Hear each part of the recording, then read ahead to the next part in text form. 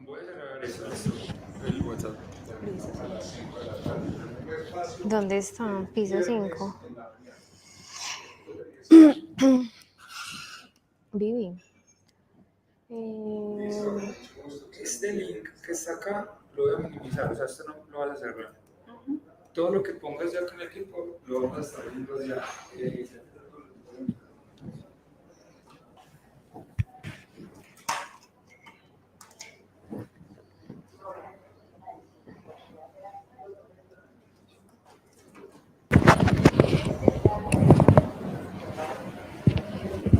¿El está prendido?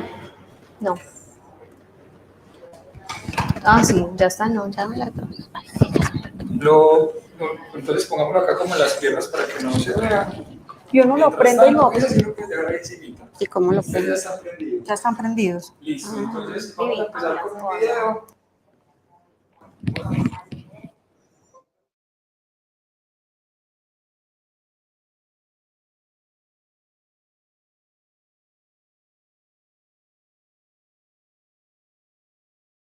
Siento un orgullo profundo de esta tierra querida, de sus ríos y mares.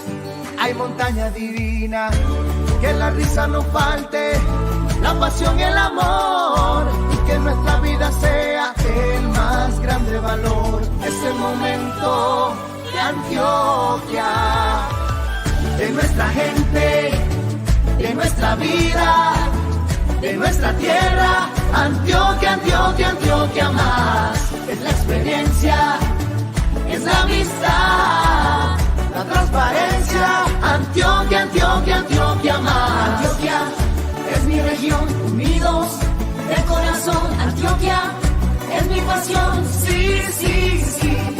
Antioquia es mi región, unidos de corazón. Antioquia es mi pasión, sí, sí, sí.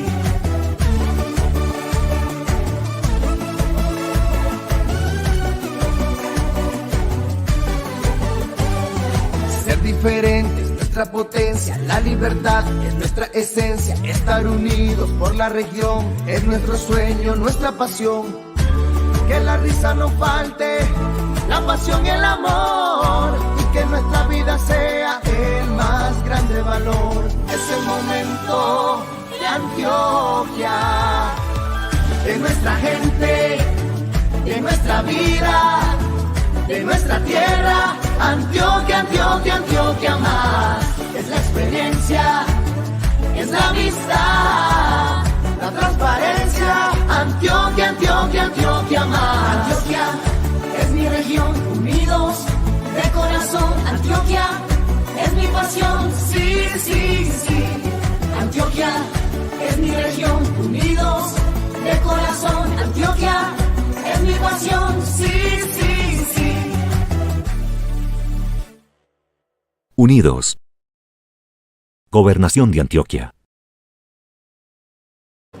Bueno, muy buenas tardes para todos. Muchas gracias por asistir a esta convocatoria que desde el laboratorio departamental realizamos a la red de laboratorios para socializar todo lo relacionado con la vigilancia por laboratorio del virus de la viruela símica. Hoy una emergencia de interés de salud pública internacional. Nos acompaña en la sala el equipo del laboratorio. Nos podemos presentar cada uno. Hola, muy buenas tardes para todos. Mi nombre es Gina Hernández, referente del área de micobacterias. Sin embargo, hoy voy a estar con ustedes apoyando la parte de transporte de sustancias infecciosas, biocontención y bioseguridad en el marco de viruela símica.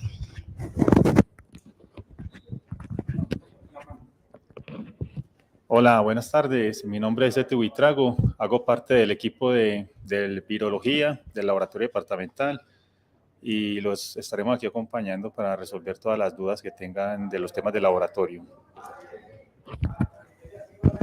Buenas tardes, mi nombre es Marta Ospina, referente del área de virología. Muchas gracias a todas las personas que se han conectado, pues y la idea es que nosotros estamos a disposición de ustedes para resolver las dudas que tengan al respecto. Buenas tardes, mi nombre es Idabeli Betancur Ortiz, soy la referente del área de vigilancia genómica del Laboratorio Departamental de Salud Pública. Les agradecemos a todos por estar acá y esperamos que este espacio sea de aprendizaje y que realmente sea muy útil para todos. Bueno, muy bien. Y yo soy Viviana Leni, soy microbióloga, epidemióloga de apoyo para el laboratorio departamental. Hoy en este espacio queremos compartir con ustedes un objetivo principal de este encuentro que se enmarca en socializar los aspectos básicos que implican la vigilancia en salud pública desde el laboratorio de un evento de interés en salud pública internacional, como lo es hoy la viruela símica, con el propósito de aportar a la preparación de los actores en salud del departamento de Antioquia para una respuesta integral de esta situación. Ya sabemos pues que a partir de el pasado mes de julio se decreta para el país y para el mundo un evento de interés en salud pública internacional, con lo cual se hace necesario que todos nos preparemos de una manera eficiente y eficaz para dar respuesta a este tipo de situación. Hoy tenemos 4 aspectos básicos a abordar. En primera instancia serían las generalidades clínicas y epidemiológicas de la viruela símica como entrada a todos los aspectos relacionados con el laboratorio. Vamos a hablar de la toma de muestras y vigilancia por laboratorio. Asimismo, algo que es muy importante para nosotros y para toda la red, los aspectos relacionados con el embalaje y transporte de muestras. Y por último, cerramos el encuentro con la innovación y el aprendizaje que nos trajo la pandemia por COVID-19 y que hoy también aplica para otros eventos de interés en salud pública, como es la parte de vigilancia genómica. Bueno, dando pues entonces la apertura a las características, generalidades mejor clínicas y epidemiológicas de la viruela símica, sabemos entonces que este es un virus que estaba muy localizado en la región de África en los últimos años, pero hoy por hoy pues ha presentado una dispersión en el mundo bastante interesante, con una alta frecuencia en las últimas semanas, y que ello lo llevó pues a considerarse un evento de interés en salud pública a nivel internacional. Vemos allí esos número de casos a través del tiempo para el año 2022, en donde ocupa en primer lugar la región europea el número de casos. Miren allí un alto número de casos. También se ve la afectación en la región de África, y también estamos ya con algo de casos en la región de las Américas, y es importante que nosotros, por nuestra ubicación en el continente, estemos también atentos a este aumento de casos que, como les decía al principio, se está evidenciando en las últimas semanas con un aumento interesante, casi el 7% en lo que reporta la OPS para la región de las Américas. A nivel global, a corte del 28 de julio del 2022, pues se habían reportado en el mundo 21.064 casos confirmados. Es necesario también tener claro que esta enfermedad va a tener una necesidad de confirmación por laboratorio. Estos casos estaban distribuidos en 78 países, implicando pues varias regiones del mundo. En América específicamente, teníamos para esa fecha 6.785 casos, en donde los territorios que reportaban mayor número de ellos fueron Estados Unidos, Brasil y Canadá. Bueno, tenemos que los datos para Colombia, es importante que pues resaltar que hace algunos meses ya se empiezan a reportar casos en nuestro país con una confirmación por laboratorio. Hasta el 1 de agosto teníamos este reporte de 20 casos en nuestro país. De ellos pues teníamos 3 ya reportados en Antioquia. Esto es importante tenerlo en cuenta porque para nosotros la vigilancia articulada del evento va a ser una necesidad, sobre todo en estos últimos días, que vienen también algunos eventos a nivel del departamento que van a implicar también visita de extranjeros, y eso también deriva riesgos importantes para la salud pública de nuestro departamento.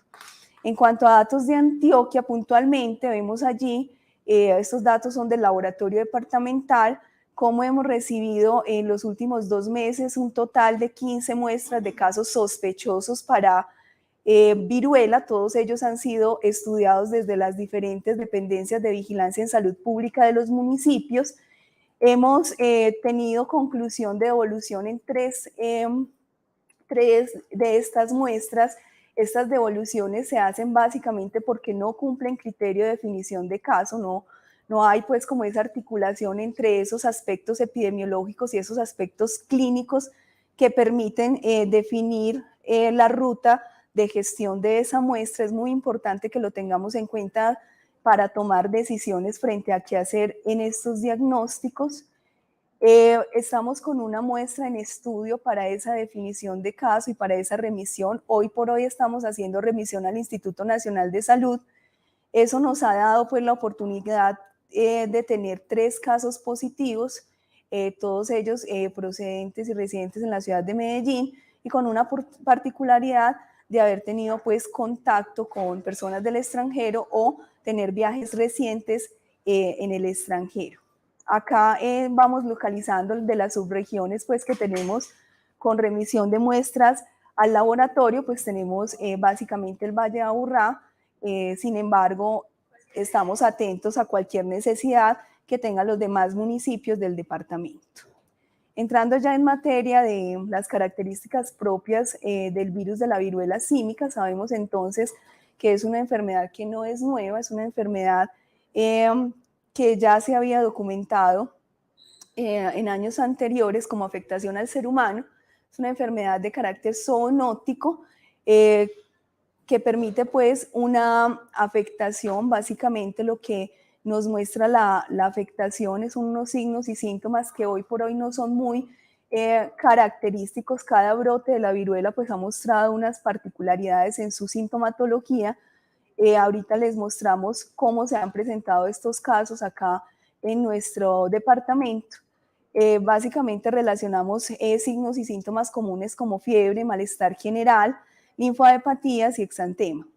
Esto puede durar hasta 4 semanas, suele ser autolimitada y tenemos pues esa gravedad en población especial. Ahora también las compañeras nos hablan un poco de esos árboles genéticos que tiene este virus y cómo está circulando en nuestro territorio. Uno de ellos, que no implica tanta gravedad, nos da cierta parte de tranquilidad, pero hay que estar atentos porque ya se han presentado a nivel mundial algunas muertes que relacionan, como les digo, población especial que tienen un sistema inmunológico un poco afectado.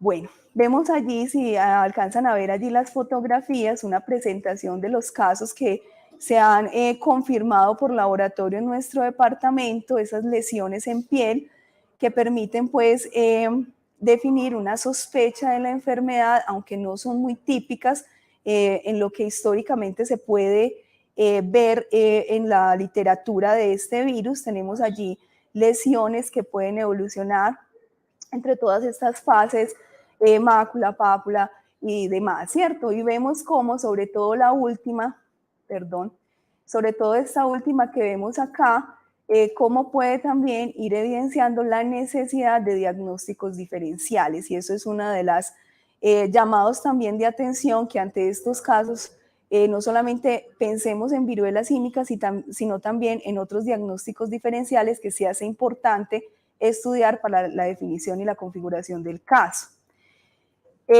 Tenemos desde el jueves pasado el protocolo de vigilancia epidemiológica desde el Instituto Nacional de Salud, protocolo de vigilancia en salud pública mejor para la viruela símica, en donde nos da unas características para la clasificación de ese caso probable y nos recomiendan tener atención en que existen unos criterios clínicos y unos criterios epidemiológicos que deben de conversar a la hora de tener esa probabilidad de los casos.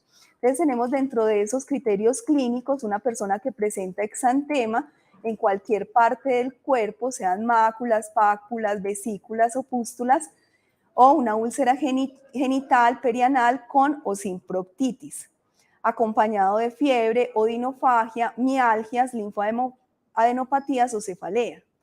Y también tenemos esos criterios epidemiológicos que se hace muy importante tenerlos en cuenta a la hora de tener esa gestión con las muestras, porque vamos a ver que una de las acciones que nos indican es la toma de muestras para este tipo de definición y confirmación de casos, es que se tenga uno de los siguientes criterios en los últimos 21 días. Está orientado entonces al contacto con un caso confirmado o probable de viruela símica, antecedente de desplazamiento a países donde se han confirmado brotes, antecedentes de también de contacto estrecho, inclusive el íntimo sexual con persona procedente del exterior. Dentro de los que les decía, estos 3 casos confirmados en Antioquia, pues cumplieron con estos criterios también para configurar tanto su sospecha como luego la confirmación por diagnóstico de laboratorio. Tenemos antecedentes también de viajes a zonas endémicas, principalmente África, con contacto con animales vivos o muertos, potenciales reservorios del virus, nuevas o múltiples parejas sexuales y pacientes que según criterio del médico especialista, sea este clínico o epidemiológico, es un caso probable. Es importante tener en cuenta que estas sospechas deben de pasar por el laboratorio. Un caso probable debe de remitirse las muestras, son 3 biológicos, ahorita los compañeros profundizan en esos tipos de muestra. Deben entonces pasar por el laboratorio para poder realizar las respectivas pruebas que permitan definir la presencia del virus o esa ausencia para ya clasificarlo como descartado por laboratorio. Cuando descartamos por laboratorio, no es que el caso se cierre pues definitivamente allí. Recuerden que hay otros eventos de interés en salud pública que se convierten en importantes y también se deben gestionar, como son la varicela, el herpes zóster, el sarampión, entre otros, que deben también tener sus procesos desde la vigilancia en salud pública para ser intervenidos. Entonces, no es solamente descartar viruela símica, sino también pensar en estos otros eventos. En particular nos recomiendan entonces esta vigilancia de sarampión y rubeola, no olvidarla, sobre todo en personas menores de 15 años que puedan tener este tipo de sospechas. Bueno, acá es reforzar esa definición operativa de casos, reforzarles que para nosotros desde el laboratorio va a ser muy importante que a la hora de remitir estas muestras sospechosas conversen tanto la parte clínica como la parte epidemiológica. Nosotros en el laboratorio para recibir estas muestras pues tenemos la necesidad de que vengan acompañadas de fichas de notificación y también de la historia clínica, en donde nos permita también esa toma de decisiones frente a la gestión de la muestra y que siga su ruta hasta el nivel central por ahora, hasta tanto no tengamos la capacidad operativa al interior de nuestro laboratorio. Como les decía, el diagnóstico diferencial en esta entidad es muy importante. Tenemos un contexto epidemiológico local que permite la aparición de enfermedades también de interés. Entre ellos tenemos el virus de la varicela zóster en su presentación inicial como varicela o posterior en su reactivación como herpes zóster. Entonces es importante pensar en este, es uno de los principales diagnósticos diferenciales. También vamos a tener el sarampión, con esa especialidad de ser una enfermedad que actualmente tenemos en eliminación y cuya vigilancia es muy importante para nuestros territorios. Tenemos también diferentes herpes, formas de presentación de herpes simples que son muy comunes en nuestra población y pueden también cursar con signos y síntomas similares a la de la viruela símica. Entre otras enfermedades listamos también las infecciones bacterianas de la piel, las diferentes formas de sífilis y otras enfermedades infecciosas que también pueden tener esos signos y síntomas comunes, pero no son muy frecuentes en nuestra población. Sin embargo, el llamado es a seguir también pensando en esas enfermedades, conocer también ese contexto epidemiológico que tiene el caso para poder configurar esas sospechas. Acá les presentamos entonces esas pruebas virológicas que pueden ser útiles a la hora de hacer esos diagnósticos diferenciales. Entonces allí listamos como los diferentes anticuerpos y pruebas moleculares, tanto de varicela como dengue, enterovirus, los diferentes tipos de herpes y sarampión son de utilidad para hacer esos diagnósticos diferenciales. Y tenemos también estos códigos únicos de prestación de servicios, los CUPS, que identifican este tipo de pruebas y nos ayudan a los trámites que requiere indicar pues estos paraclínicos en los pacientes afectados. Para la viruela tenemos 2 posibilidades de CUPS que vemos allí, uno relacionado con la identificación de otros virus por biología molecular.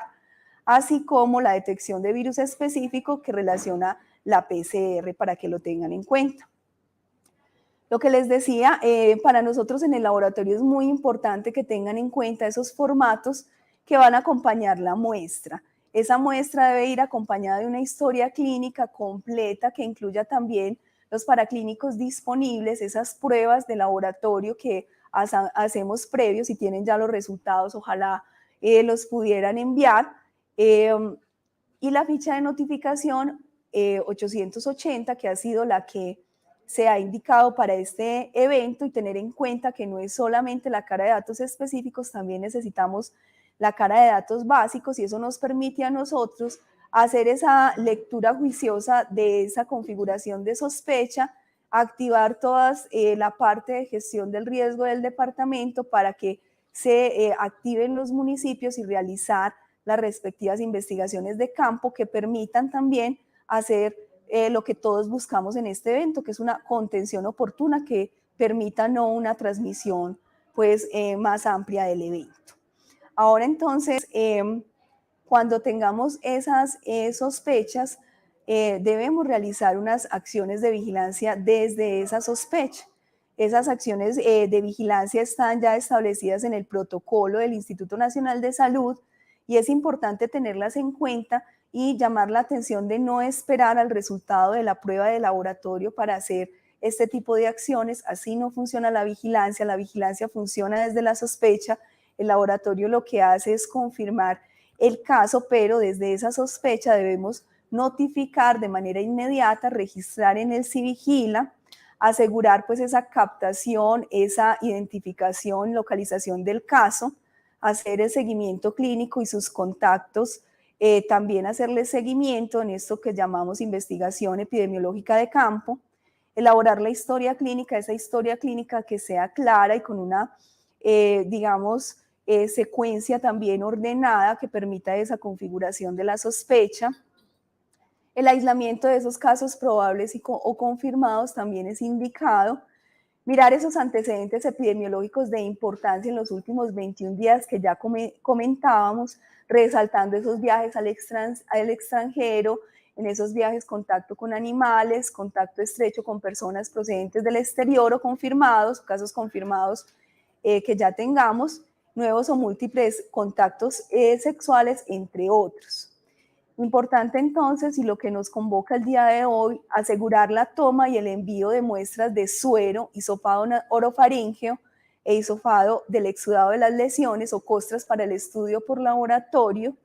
Muy importante todas estas condiciones de bioseguridad a la hora de interactuar con esos casos probables, y tenemos esos tiempos que ya se han establecido y estandarizado en vigilancia epidemiológica, como es la investigación epidemiológica de campo en las primeras 24 horas después de captación del caso. Ojalá que esta investigación epidemiológica sea completa. Hay unos formatos que ya también tiene el Instituto Nacional de Salud que los pueden encontrar en la página, y ello también da esa ruta para hacer estas investigaciones. Y ya pues en el caso de alguna muerte por este virus, recordar la unidad de análisis, que es ya un mandato nacional para este tipo de eventos. Bueno. ¿Ve esto? Porque se me está desdevolviendo. Ahora entonces le doy la palabra a la doctora Marta para que nos hable un poco de toma de muestras y vigilancia por laboratorio de viruela símica.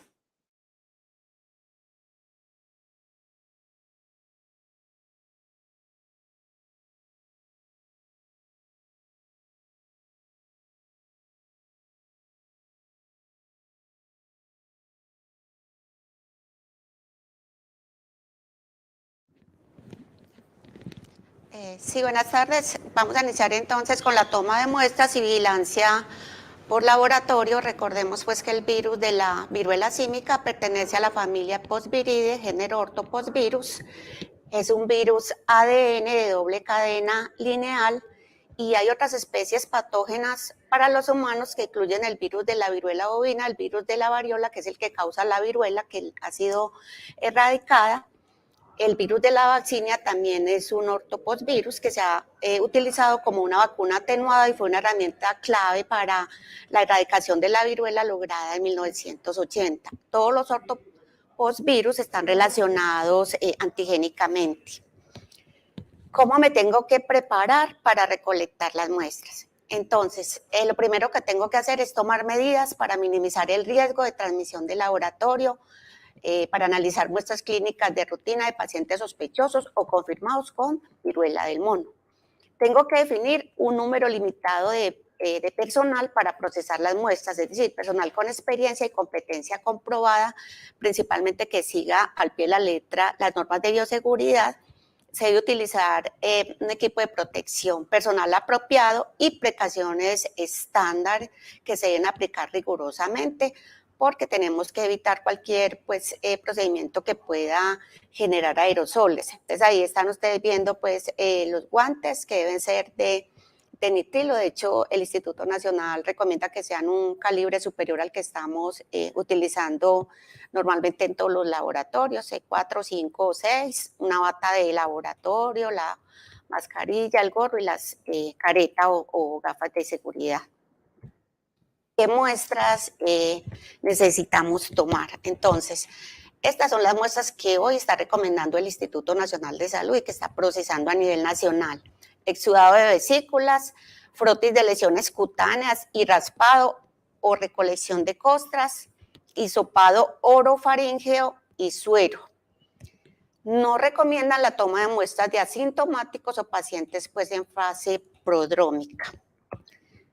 ¿Cuándo debo recolectar esas muestras? La muestra se debe recolectar una vez el paciente inicie el exantema y aparezcan las primeras lesiones. Se recomienda tomar la mayor cantidad de muestra posible de varias vesículas o de costras.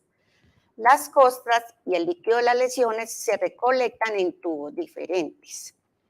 Y cuando estemos recolectando la muestra orofaríngea y observemos lesiones orales, se recomienda realizar raspadito de esas lesiones.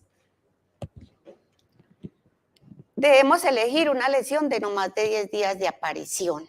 Si encontramos vesículas, entonces lo que tenemos que hacer es tomar o levantar cuidadosamente la piel de la parte superior de la vesícula, puede ser con una lanceta o con la punta de una aguja, y frotar la base de la lesión con un hisopo estéril. El hisopo debe ser de poliéster, de nylon o de dacrón. ¿Y qué tenemos que hacer? Presión de manera que podamos obtener células epiteliales. ¿Por qué? Porque lo que tenemos que tratar es de recuperar los virus. Entonces tengo que hacer buena presión ahí en la lesión. Ese hisopo entonces lo debo colocar en un tubo o vial plástico estéril, puede ser seco o puede ser con medio de transporte viral. Entonces la idea es que una vez introduzco yo el hisopo en ese vial, corto la parte final del hisopo y hasta que cierre perfectamente el tubo tapa rosca. Entonces, que si no tenemos medio de transporte, no importa, lo podemos enviar seco. Acá, esta es una diapositiva del Instituto Nacional de Salud, donde ellos dicen que debemos frotar vigorosamente la lesión para garantizar que se recolecte suficiente material, que el tubo debe ser taparrosca, que muestra las diferentes tipos de lesiones del mismo tipo, las vamos a depositar en el mismo tubo. Pero si tengo una costra o tengo un fluido, no se debe mezclar en el mismo tubo, puedo coger tubos separados, eso sí, los debo marcar. Nos están llegando los tubos con los hisopos y no sabemos de dónde proviene la muestra. Entonces es importantísimo decir que si es una vesícula o si es un hisopado orofaríngeo, qué es lo que está ahí. Ayer me preguntaban cómo se tomaba una muestra de hisopado orofaríngeo, ya hemos revisado mucho este tema con lo de COVID, con virus respiratorios. Entonces, lo que hay que hacer es colocarse los guantes, destapar el hisopo que es con punta sintética de poliéster o dacrón y mango plástico, y le decimos al paciente que abra la boca y saque la lengua repitiendo la letra A con el fin de mantener la faringe cerrada. podemos utilizar un baja lengua, llevamos el hisopo hasta el fondo de la orofaringe, lo rotamos como en la parte posterior de las amígdalas, de arriba y hacia arriba y hacia abajo, con el fin de obtener células. Es muy importante en todos estos procesos de virología obtener células. Posteriormente, entonces ya introducimos ese hisopo en un vial plástico, puede ser seco, con medio de transporte, cortando el resto del escobillón pues, para poder tapar el tubo. Lo que les decía ahora, si veo lesiones, entonces debo raspar de esas lesiones. Acá se permite el tubo seco, pues estamos hablando de un virus DNA que es muchísimo más resistente. Conservación de muestras. La OPS tiene en su página un cuadrito interesante donde resume la toma de las muestras. Entonces ellos nos dicen ahí que según el tipo de espécimen, que estoy hablando de hisopado, de sudado de la lesión o las costras, entonces, que utilizo hisopos de dacrón o poliéster con medio de transporte viral o seco, como les decía, que a qué temperatura podemos refrigerar entre 2 y 8 grados centígrados o congelar a menos 20 o menos, y esto lo tenemos que hacer en 1 hora luego de la toma de la muestra. Si yo me voy a demorar mucho pues en tener la muestra ahí en el laboratorio, ¿qué se recomienda? Congelar. De hecho, el Instituto Nacional de Salud en ese momento está recomendando, si pueden congelar de una vez, es preferible. Cuando nosotros recibimos las muestras de ustedes en el laboratorio, nosotros nos vamos de una vez a menos 70, menos 80, hasta que podemos hacer el envío. Y esta prueba pues es recomendada para el diagnóstico. El hisopado orofaríngeo también con los mismos pues hisopos, también refrigeramos o congelamos, también es recomendado para el diagnóstico, pero es más recomendada la lesión, o sea, tiene mucha más cantidad de virus las lesiones que tenemos en piel, entonces son las muestras pues preferidas. Y el suero, pues todos ya sabemos tomar las muestras de suero, el suero más que todos para hacer un diagnóstico diferencial y apoyar el diagnóstico. La idea es que las aseguradoras asuman ese diagnóstico diferencial, pues porque nosotros como laboratorio de salud pública ya tenemos demasiados temas de vigilancia para atender y por lo menos es muy importante hacer un diagnóstico de diferencial con varicela, pues porque se puede confundir mucho con este tipo pues, de evento. Este es el algoritmo que hoy está haciendo el Instituto Nacional de Salud. Entonces ellos tienen, enviamos nosotros ese caso sospechoso, lo ideal es que enviemos las 3 muestras, ellos insisten mucho en las muestras y importante pues las costras o los hisopados de lesiones. Y lo primero que ellos hacen es un PCR en tiempo real, ¿cierto? Para el virus de la viruela símica, para postvirus. Si da negativo, entonces ya se descarta, pero si da positivo, ellos tienen como opcionar identificar el clado, si es del oeste del África o es del África Central. En este momento, pues lo que hemos visto, están reportando es el PCR pues genérico, pero tenemos todas estas alternativas pues para diferenciar. En cuanto al procesamiento, en este momento se hizo la transferencia a los laboratorios pues, de salud pública, a los que tenían como unas condiciones más o menos ya listas para arrancar el procedimiento. Y se insistió muchísimo en que las muestras deben manipularse en una cabina de seguridad clase 2, que esté revisada, que esté certificada, que tenga un mantenimiento vigente, sobre todo antes de inactivar la muestra. El personal de laboratorio debe usar elementos de protección personal. ¿Qué recomienda el instituto en este momento? Equipos de respiración PAPR, como se está viendo ahí en la gráfica, que ahorita lo vamos a ver con mayor detalle. ¿Por qué? Porque lo que ellos dicen es que estamos ante un virus nuevo y que nos tenemos que proteger al máximo hasta que no tengamos más información disponible, y la idea es pues que los laboratoristas trabajen con la mayor bioseguridad que puedan tener. Se habla también de condiciones de barreras, ¿cierto? Entonces, importante las barreras físicas. Lo más importante en este caso, que es un virus que se considera una sustancia categoría A, entonces tengamos un sitio para hacer el desembalaje de las muestras con una cabina clase 2 y que sea un sitio como aislado donde no haya tránsito de personas. Estas barreras ayudan muchísimo porque entonces no hay circulación de personal ni estamos mezclando una serie de procedimientos. Entonces, a veces tenemos un salón grande con muchísimas cosas y lo que se pretende es que el estudio pues, de este virus sea en un lugar como mucho más apartado. Tenemos que hacer un correcto manejo del transporte y la disposición de los residuos. Deben salir autoclavados de los laboratorios que vayan a procesar estas muestras, pues ya para el sitio pues, o la ruta que va a recoger los desechos. Todos los residuos generados son considerados de riesgo biológico y se va a disminuir el riesgo pues, mediante inactivación por calor o por procesos químicos. Recordemos que es un virus bastante resistente. Finalmente, pues se habla también de las consideraciones de biocustodia, es decir, que el acceso a estas muestras, cuando las vamos a guardar en los ultracongeladores o en los congeladores, el acceso sea restringido, ¿cierto? No puede estar personal no autorizado abriendo los congeladores. El almacenamiento debe ser seguro y controlado.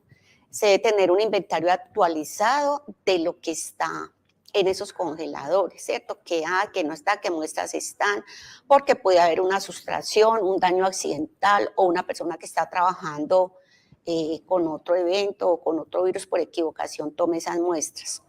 Se debe garantizar el almacenamiento seguro para evitar la liberación accidental o intencionada de agentes patógenos y debe haber mucho compromiso con los compañeros de trabajo, la comunidad y el medio ambiente.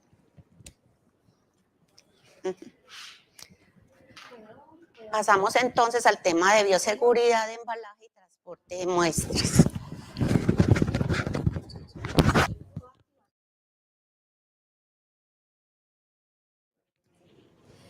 Marta, en el chat del streaming hay unas preguntas específicas en transporte de muestras, en toma de muestras. Uno es si existe alguna referencia de medio de transporte viral que puedan recomendar.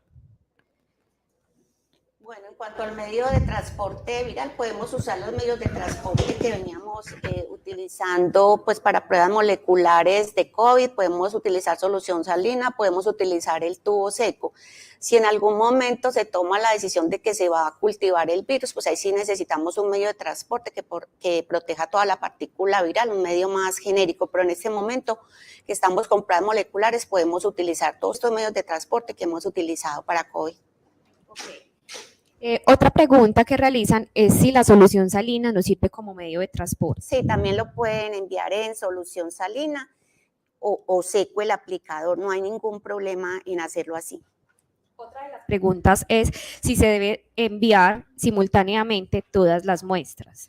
Lo ideal es que nosotros recibamos las 3 muestras, porque nosotros tenemos que hacer un embalaje al Instituto Nacional de Salud como sustancia categoría A.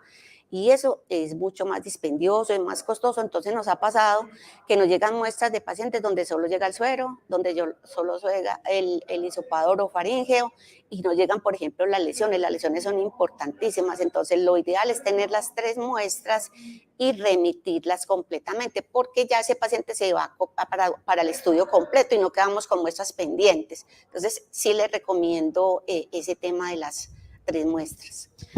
Bueno, y la última pregunta para este componente es si es obligatorio solicitar todos los paraclínicos en el marco de un diagnóstico diferencial.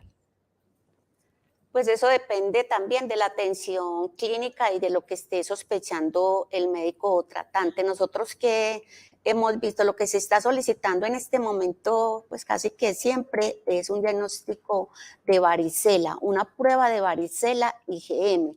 ¿Qué nos ha pasado? Que se está tardando mucho ese resultado. Entonces, si nosotros tenemos una alta sospecha de varicela, pero no tenemos el resultado de la IgM, nos quedamos con esa muestra y sin saber pues qué hacer hasta esperar el resultado y algunos casos se han logrado descartar como varicela. Entonces, es muy importante tratar de garantizar por lo menos el diagnóstico diferencial de varicela, ya si el médico tratante está sospechando otro evento, pues y si se puede descartar sería magnífico. La idea no es saturar tampoco al Instituto Nacional de Salud con muestras que no cumplen definiciones de caso. Ellos son como muy estrictos, es que montar estas pruebas es bastante dispendioso y también por el nivel de bioseguridad que tiene. Entonces, si podemos ayudar en esos temas, nosotros tenemos pues, directores de laboratorio, asesores científicos que de amplia experiencia y de mucho conocimiento acá en Medellín nos podemos dar como ese lujo de poder descartar muchos de los eventos que pudieran ser pues infecciones diferentes a viruela símica y que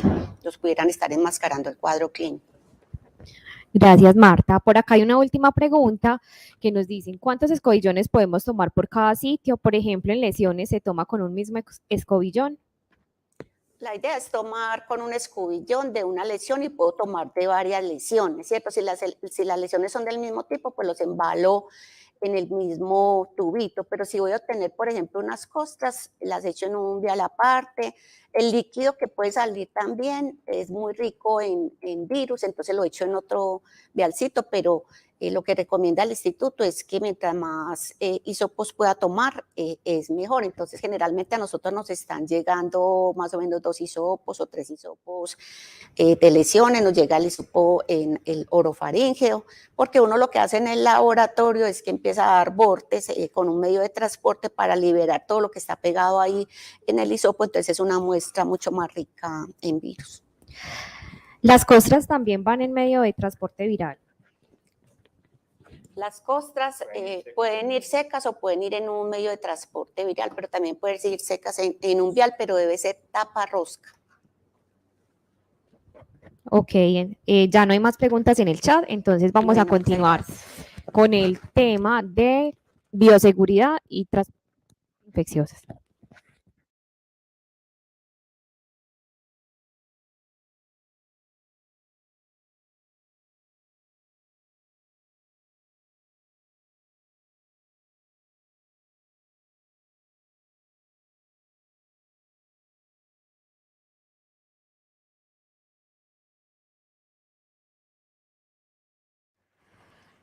Listo, entonces continuamos con el componente número 3, que es bioseguridad, embalaje y transporte de muestras. Acá es muy importante entonces tener claridad en esta parte del proceso, porque recordemos que estamos enfrente de un microorganismo que tiene una categoría distinta a lo que hemos manejado con los microorganismos en general. Entonces, lo primero, esta es una diapositiva del Instituto Nacional de Salud y es mirar a través de la historia en la evaluación de bioseguridad qué nos ha dicho los manuales de bioseguridad que teníamos desde 2005, luego en 2019 y ahora en 2020, que es la actualización de la Organización Mundial de la Salud, donde nos define la bioseguridad con un enfoque basado en el riesgo.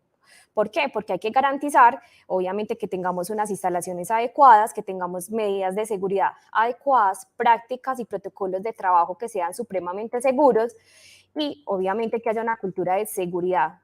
En ese escenario, entonces, en estas próximas dos diapositivas, vamos a mirar cómo vamos a hacer el enfoque del riesgo en cada uno de nuestros laboratorios para definir qué tan prudente o qué tan necesario sería procesar algunos agentes infecciosos, ¿cierto?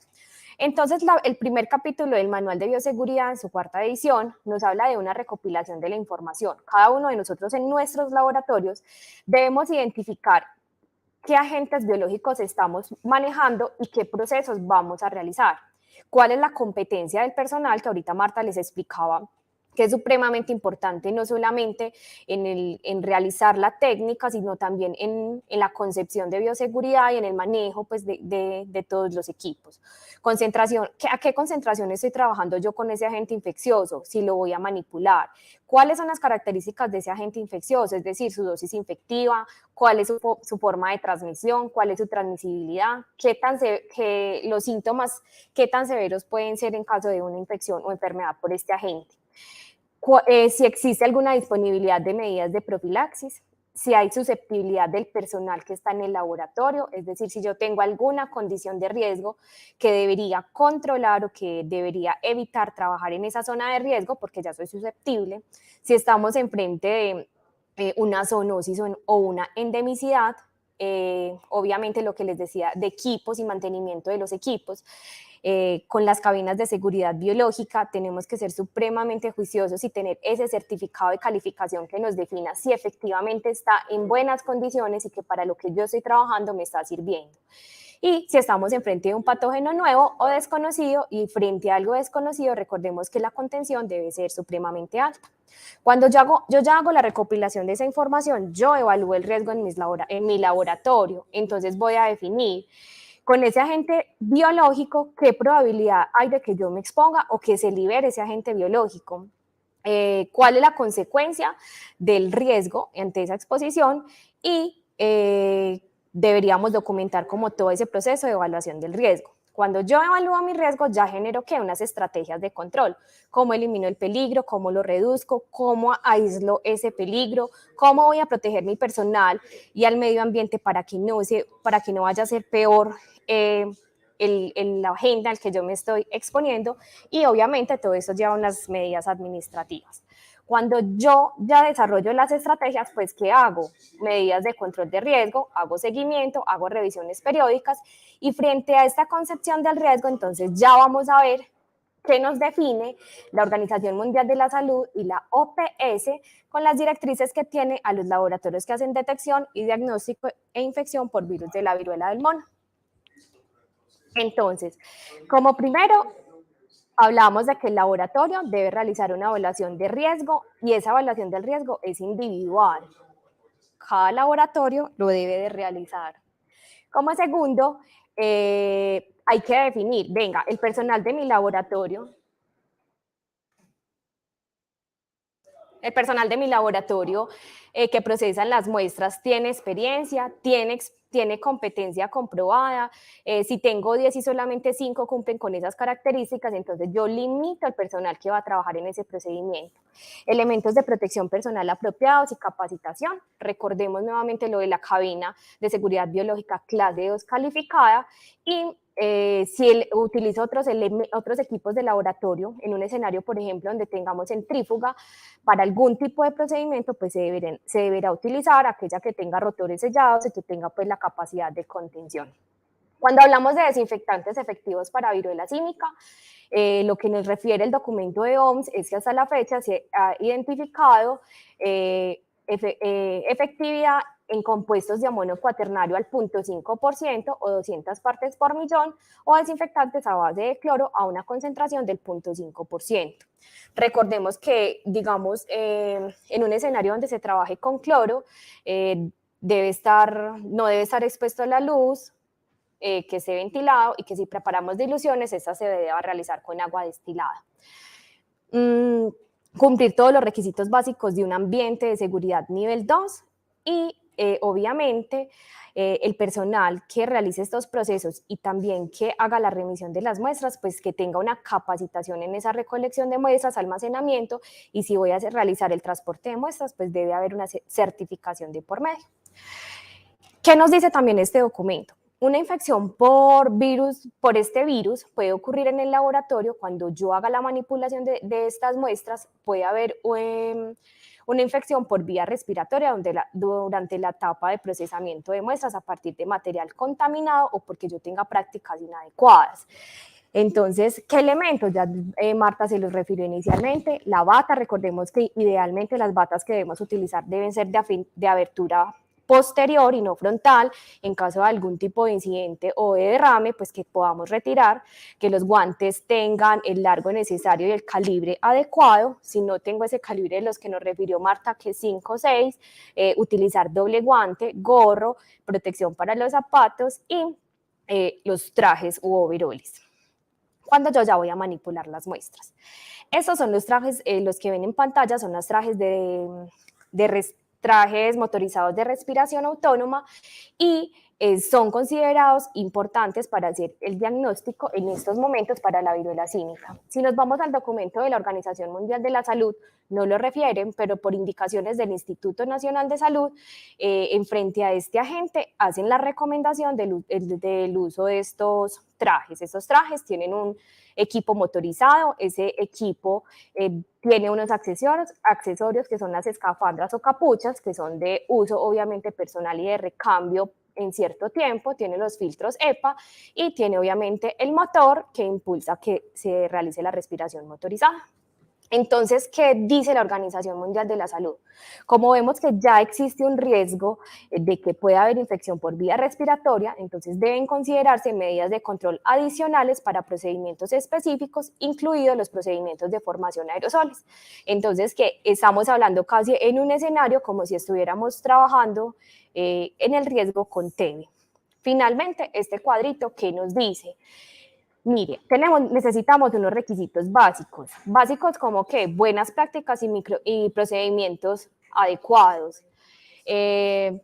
Donde se procesa, pues debe ser un lugar de acceso restringido, la protección respiratoria de la que ya hablamos y procedimientos en cabina de seguridad biológica calificada. Debe haber competencia y formación de personal, entonces ya vimos que no...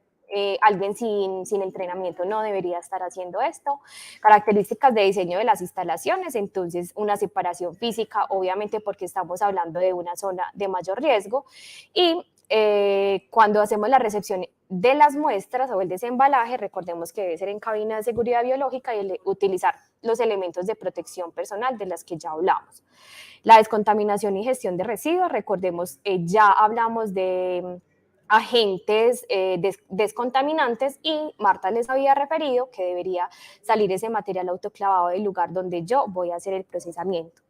En los elementos de protección personal, recordarles, como les dijo Marta, en un escenario de toma de muestra, respiradores N95 o FFP2 que tengan protección contra partículas infecciosas y finalmente tener en cuenta la concepción del riesgo, ¿cierto?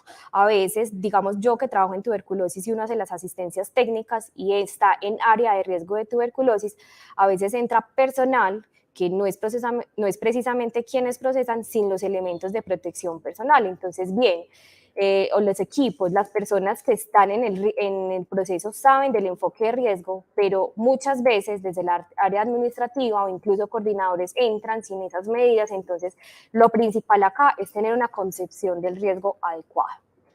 Cuando ya nos vamos a la clasificación de las muestras y al transporte de muestras infecciosas, entonces, este es un algoritmo del Instituto Nacional de Salud y debemos clasificar las sustancias infecciosas. Entonces, cuando estamos a frente de una sustancia, tenemos que preguntarnos, ¿es una sustancia infecciosa? Sí, no, ¿cierto? Y yo, ¿cómo clasifico si es una sustancia? Si está activa, si se ha neutralizado o inactivado con algún agente, o si realmente esa muestra tiene un agente patógeno, si lo que tengo son microorganismos que son patógenos o no son patógenos para animales o para el ser humano, si es una muestra ambiental que no se considera que pueda estar en riesgo de infección, si es una muestra, por ejemplo, seca sobre un papel de filtro, ¿qué riesgo puede generar? Entonces, yo me debo hacer la pregunta si estoy al frente de una sustancia infecciosa. Si no estoy al frente de una sustancia infecciosa, seguramente no es sujeto a los requisitos de transporte de mercancías peligrosas. Pero si sí es una sustancia infecciosa, entonces yo tengo que preguntarme, venga, ¿se ajusta la definición de sustancia infecciosa categoría A? Si es así, entonces tengo que cumplir con unos requisitos que ya vamos a ver cómo sería su transporte de muestra. Si no tiene la definición de categoría A, entonces son sujetos a que sean sustancias infecciosas categoría B que no representan el riesgo de categoría A. Listo, entonces yo cómo identifico si una sustancia infecciosa es categoría A o B. Entonces en la definición nos dice, mire, una sustancia infecciosa categoría A es aquella que pueda causar lesión, incapacidad permanente a las personas, ¿cierto? Entonces, cuando yo ya estoy enfrente de esa definición, o muerte, perdón, yo ya estoy al frente de un microorganismo categoría A. La Organización Mundial de la Salud tiene una guía y una regulación de transporte de sustancias infecciosas y su última actualización es la de 2021-2022. Y esa nos proporciona toda la información para identificar, para clasificar y para decirme, venga, si estoy al frente de este microorganismo, hágalo de la siguiente manera. Entonces recordemos que en la etapa 1 yo ya clasifiqué, lo identifiqué como categoría A. El segundo paso es identificar. Entonces yo me voy a la tabla que trae la guía de sustancias infecciosas de la Organización Mundial de la Salud, identifico que el virus de la viruela del mono se clasifica como categoría A y tiene una designación especial de transporte. Cuando yo voy a hacer, identifico, entonces ya vamos a mirar acá qué debería tener de marcación y etiqueta cuando yo embalo en un sistema de cuando envío en un sistema de triple embalaje las muestras para viruela símica. Entonces, cuando yo hago la marcación, existen unos embalajes que vienen certificados por las Naciones Unidas donde nos dice, mire, esta cajita que yo le estoy vendiendo o entregando efectivamente sirve para que usted transporte las muestras porque les hemos realizado las pruebas específicas y realmente con cualquier movimiento no se va a abrir, no se va a dañar y va a contener la sustancia que va a estar ahí adentro, ¿cierto? Eso, obviamente, las indicaciones que les estoy dando en estos momentos es en el escenario de una muestra categoría A y que se va por transporte aéreo. Cuando yo ya tengo mi cajita certificada, debo de mirar la marcación y los nombres de quién está enviando y quién está recibiendo. Es muy importante que en las marcas de y para vaya el nombre de la persona y la dirección. Debe haber el UN, el que nos dice oficialmente usted qué tipo de transporte está usando. Ya vimos que es categoría A, que es sustancia infecciosa que afecta a humanos y su código es el UN 2814 y esta solamente se refiere a los bultos que son categoría A. Si yo remito con hielo seco, recordemos que este tampoco se podría transportar de cualquier manera, pues entonces tendría que poner la designación oficial para el hielo seco. Y siempre cualquier etiqueta, independiente del microorganismo, de la muestra que yo esté enviando, recordemos que si es categoría A es 2814 y si es categoría B es UN 3373 y siempre debe haber un contacto de emergencia cuando yo remita las muestras. ¿Qué más debe tener mi cajita cuando yo mando las muestras? Pues las etiquetas. Ustedes ven en la pantalla las flechas, que son las etiquetas de orientación que me dicen en qué posición van las muestras. Va la etiqueta de sustancia infecciosa y va la etiqueta, la que ustedes ven abajo de rayitas, que es la de hielo seco, que es de etiqueta de peligro de mercancías peligrosas diversas. Ahorita vamos a ver un video de cómo sería el ejercicio del embalaje en cada uno de nuestros laboratorios y qué documentación deberíamos anexar. Entonces recordemos que cuando yo hablo de categoría A debemos hacer una declaración de mercancías peligrosas, que es el rojito que ustedes ven a su izquierda. Se debe realizar una guía aérea para el momento en que yo vaya a transportar. Acá es importante si de pronto hay personas conectadas de zonas donde envían muestras de forma aérea, como por ejemplo en el Urabá, miremos cómo vamos a ajustar este proceso para la remisión de la guía aérea. Epicrisis e historia clínica y obviamente todos los resultados de análisis previos relevantes para este evento. Ya vimos lo que nos explicó Viviana y la ficha epidemiológica con el código 880, que es el evento de viruela símica. Este es una imagen de cómo deben ir las muestras. Recordemos entonces que ya Marta nos explicó los sueros, el hisopado orofaríngeo y de las lesiones que tengamos. Mi recipiente primario va a ser ese tubo donde yo voy a recolectar el suero, las costras o el líquido de las lesiones, ¿cierto? O en el escenario del hisopado orofaríngeo. Ese recipiente primario tiene que ser impermeable, va a contener la muestra inicialmente y ese contenedor primario debe estar envuelto en papel absorbente en caso de que haya algún derrame, pueda filtrar de alguna manera el fluido. Luego, ese embalaje primario se debe meter en un embalaje secundario. Ese embalaje secundario también tiene que ser impermeable, duradero, preferiblemente de paredes rígidas y que sea taparrosca. Y posteriormente se debe embalar en ese envase terciario, que es el que yo voy a marcar con las etiquetas. Entonces ustedes ven en este gráfico que tenemos las etiquetas de orientación en los lados, debe ir a ambos lados, y en la parte frontal, quién remite, quién recibe, el contacto de emergencia, el UN 2814 y el de riesgo y el de sustancia infecciosa. El transporte de sustancias infecciosas en Colombia, recordemos que todo es regulado. A nivel internacional tenemos la IATA, la OASI, pero acá en Colombia tenemos que tener como algunas indicaciones claras. Esa es la recomendación que nos da directamente el Instituto Nacional. Recordemos que las muestras están prohibidas en redes postales. Si yo voy a mandar de manera aérea, debo garantizar que envío en triple embalaje y certificado. Que no debería enviarse en equipaje de mano y En caso de que yo envíe por correo, únicamente debe ser en primera clase, prioritario o expreso. Ya vamos a mirar entonces el video del cómo vamos a embalar las muestras.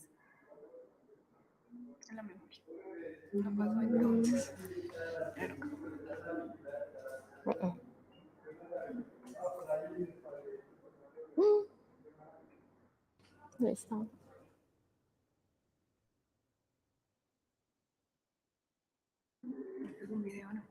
No.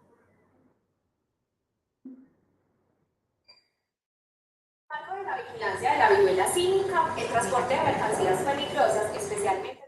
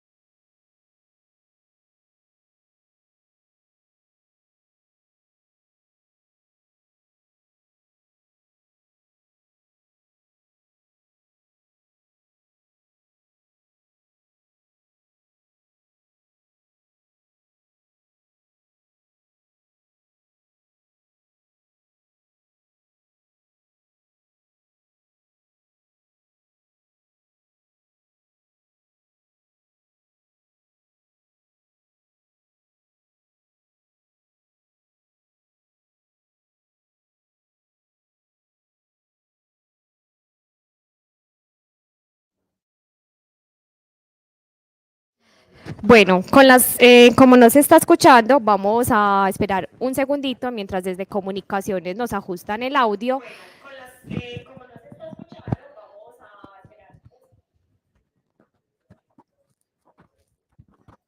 Bueno, mientras se hace esta parte del ajuste desde comunicaciones, vamos a aclarar, ese es el envío al Instituto Nacional de Salud o cuando yo envío de manera como categoría A si es avión. Cuando estamos en un escenario donde estamos en la misma ciudad y el transporte es terrestre, sabemos que no todas las instituciones tienen transporte certificado, entonces vamos a utilizar un triple embalaje, obviamente casero, y que cumpla con las indicaciones que les dije. El contenedor primario, vamos a envolverlo en papel absorbente, sellarlo, luego ese contenedor secundario, idealmente paredes rígidas y taparrosca, y luego esa neverita que puede ser de icopor, totalmente rotulada y enviada al Laboratorio Departamental de Salud Pública.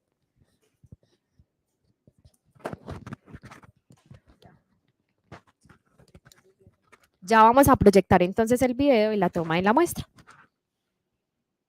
Del embalaje.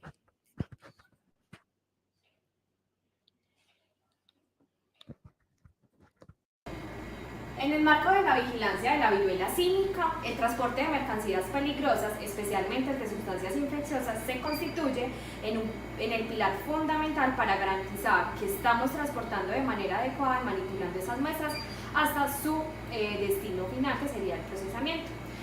En este caso vamos a verificar cómo sería el embalaje de una muestra sospechosa para viruela símica. El paciente, tenemos las 3 muestras del paciente que corresponden a suero, a hisopado orofaríngeo y al hisopado de las lesiones. En este escenario vamos a hacer el ejercicio con estas 3 muestras. Recordemos que las muestras deben ir en un contenedor primario y este contenedor primario debe garantizar un rotulado adecuado con el nombre, la cédula del paciente, la fecha en que se recolectó la muestra y el tipo de muestra que estoy embalando. Una vez yo tenga la identificación y sellé con papel parafín la tapa para evitar cualquier tipo de derrame, estas muestras deben ser envueltas en papel absorbente y posteriormente selladas con cinta y ingresadas en esta bolsa plástica. En caso de no tener este tipo de bolsas, pues, se podrá utilizar otra que haga sus veces, pero que se individualice en cada una de las muestras. Una vez hemos sellado las mesas con el papel absorbente y metidas en la bolsa plástica, procedemos a tapar el embalaje secundario que de características debe tener paredes rígidas y debe ser taparrosca. Una vez sellamos este segundo embalaje, vamos a proceder a ingresar el embalaje certificado para sustancia infecciosa categoría A. Entonces recordemos que ya les dijimos que la viruela símica se categoriza dentro del grupo de riesgo como categoría A, y si llevamos esto por transporte aéreo debemos de certificar que lo estamos enviando de manera adecuada y en embalajes certificados, es decir, que ya pasaron las pruebas adecuadas para este transporte. En el caso de transporte terrestre, si no contamos con un embalaje certificado como estos, debemos de garantizar que este triple embalaje que estamos realizando de manera artesanal cumpla con las especificaciones de que el embalaje secundario sea rígido, taparrosca, y ese embalaje terciario pues tenga las marcaciones adecuadas. Como es viruela símica, recordemos que debe ir refrigerado. En caso de que el procesamiento de las muestras se haga a las 48 horas, debería ir con hielo seco, y vamos a ver ahora cómo sería la parte de marcación etiquetado para poder hacer un transporte adecuado. Debe contener la etiqueta de sustancia infecciosa categoría 6, recordemos que está en el grupo 6.2, debe llevar la marca de UN2814 que me está indicando que es una sustancia infecciosa que afecta a humanos.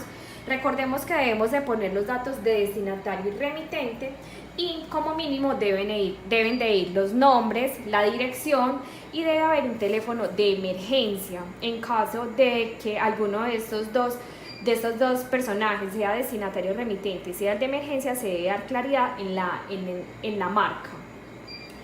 También deben de llevar las etiquetas de orientación que corresponden a las flechas que se encuentran en la parte lateral de la caja, y debe de ir en ambas posiciones, que me está indicando en la posición en la que yo ubiqué las muestras para el transporte adecuado. También debemos hacer un sellado de la tapa con cinta para garantizar pues, que esta tapa externa no se vaya a levantar, y hacer los trámites adecuados con la transportadora, en este caso que esté certificado para el transporte de sustancias infecciosas por vía aérea.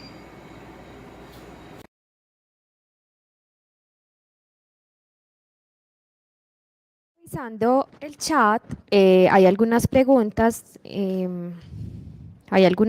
entonces vamos a dar respuesta a lo que han preguntado. La primera, ¿el suero se envía en tubo primario?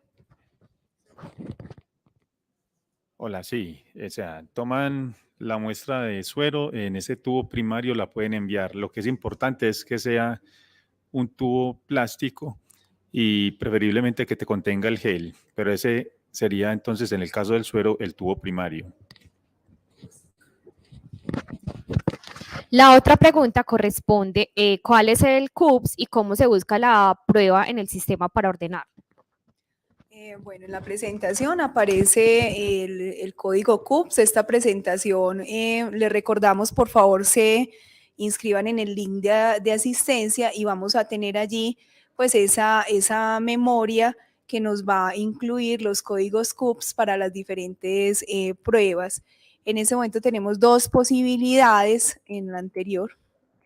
La primera es sobre la identificación de otros virus por biología molecular, que refiere el código CUPS 908856.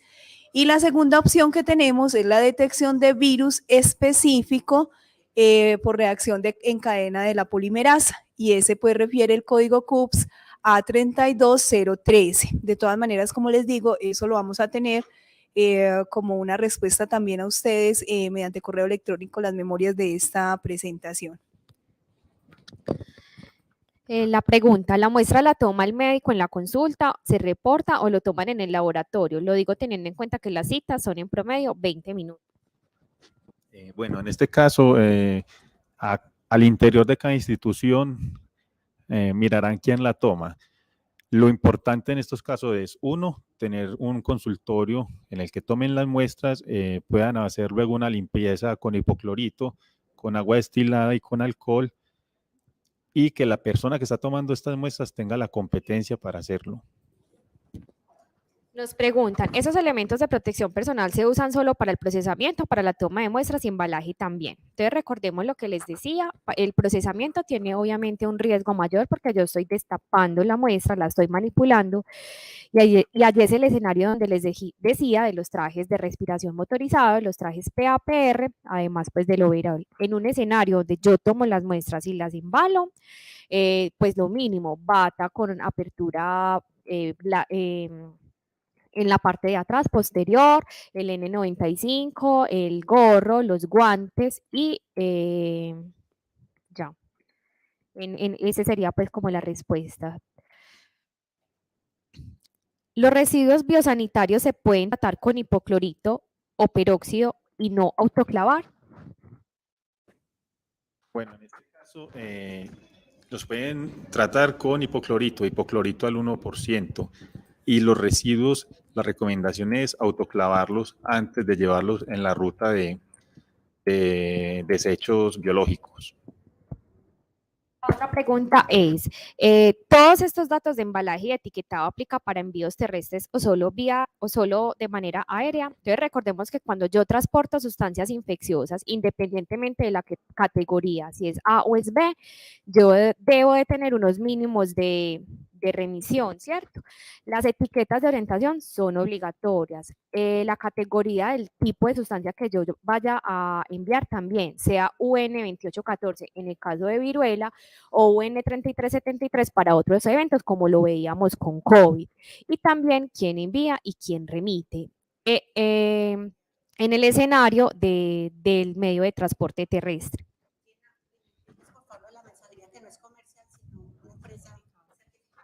Sí, cuando yo hago transporte de manera aérea, yo debo garantizar que mi transportador sea certificado en ese transporte de muestras, no se hace de manera comercial.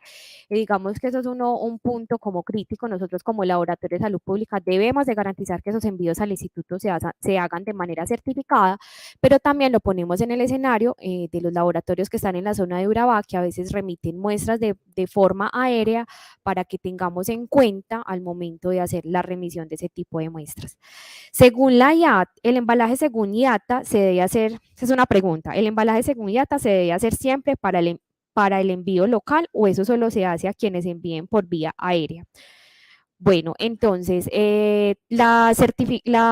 todo lo que yo les hablaba de los documentos, de la declaración, de la carta de envío y esos documentos específicos solo son por vía aérea, pero por vía terrestre recordemos lo que ya vimos de etiqueta y de marcación. Y obviamente los documentos que deben llegar como mínimo para el estudio de los casos, que es la ficha epidemiológica, cara A y cara B, la historia clínica o epicrisis del paciente, si tiene otros exámenes de laboratorio, para poder remitir esa información completa pues para el estudio del caso. ¿Dónde o cómo se puede solicitar la capacitación para el personal asistencial? Esta pregunta queda como un poco corta, no sé si es capacitación en toma de muestra, capacitación en esto.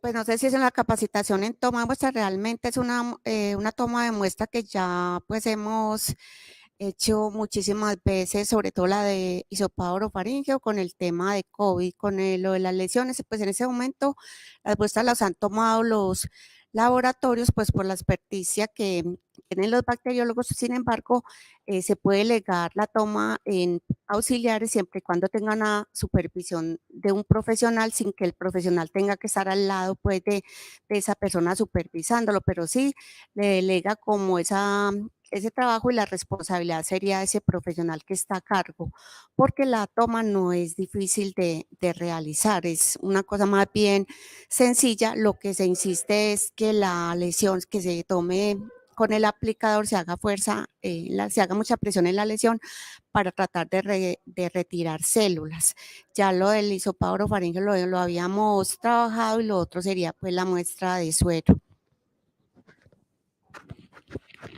Bueno, la otra pregunta o comentario es, no me queda claro si este embalaje es para enviar al INS o también aplica para el laboratorio departamental. Entonces, el embalaje del video, recordemos que es independiente si es al INS, si es por vía aérea. Y si es para el laboratorio y se va a hacer de manera terrestre, recordemos que sería como en un escenario de COVID, garantizando un triple embalaje casero, pues artesanal, pero que sea con la mayor contención posible en todos sus recipientes primario, secundario y obviamente la marcación y etiquetado en el terciario. En la pregunta, en la página del INS aún no está la ficha epidemiológica 880. ¿Dónde la descargo? Pues sí, desde ayer publicaron ya pues como esa actualización en los documentos técnicos. En el primer pantallazo que aparece en la página del INS van a encontrar una sección de enfermedades emergentes, allí van a estar la viruela símica. En documentos técnicos tienen un apartado de laboratorio, un apartado de vigilancia y allí encuentran pues estos documentos de apoyo. Recuerden que la ficha de datos básicos siempre va a estar pues en ese listado de fichas y protocolos y pues la específica la tenemos allí disponible. Junto también con el protocolo, muy importante que lo revisemos, dado pues que esto nos da las acciones específicas a realizar en términos de vigilancia en salud pública.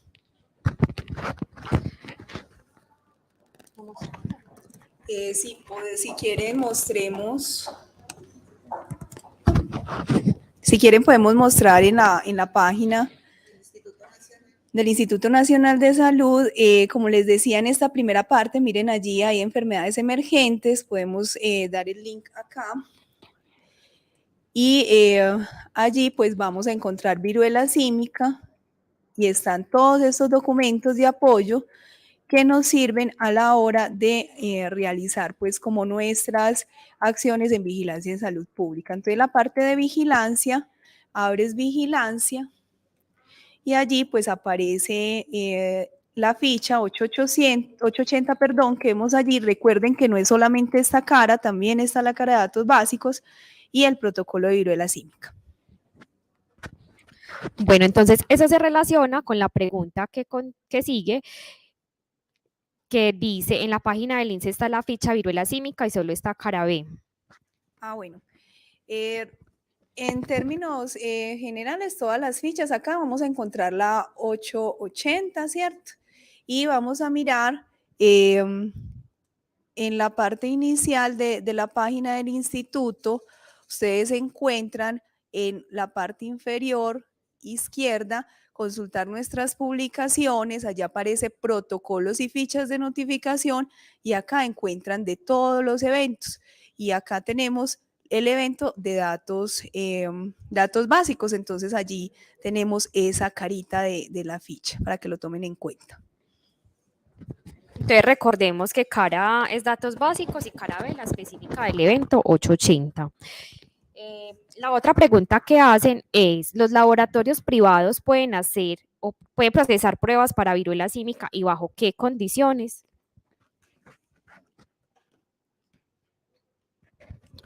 Hola, bueno, en ese caso no, la recomendación pues desde el instituto es, no se va a trabajar como se trabajó en COVID, o al menos no hasta este momento, porque no estamos como en una emergencia pandémica, sino que estamos en una ESPI, ¿cierto? Entonces, cuando haya lugar a pruebas que tenga registro INVIMA, pueden realizar las pruebas. ¿Qué es lo que deben tener en cuenta? Y es la recomendación en la que el instituto hizo mayor énfasis, la biocontención, o sea, tienen que trabajar en condiciones de muchísima bioseguridad, casi que un manejo como de buenas prácticas de laboratorio de nivel 3. Restricciones en este caso, pues no, sino acogerse a la reglamentación que ya hay en cuanto a pruebas de vigilancia en salud pública, la resolución 1619 y la 3100.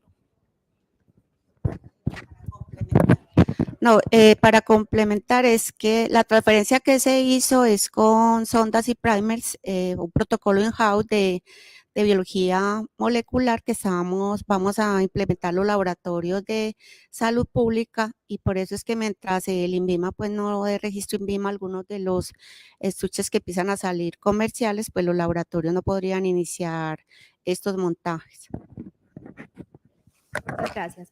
La otra pregunta, nuevamente, el CUPS para la toma de muestra, ¿cuál es y cuál sería la tarifa que se va a manejar? Como les decía, se les envía la presentación, allí aparecen esos códigos CUPS.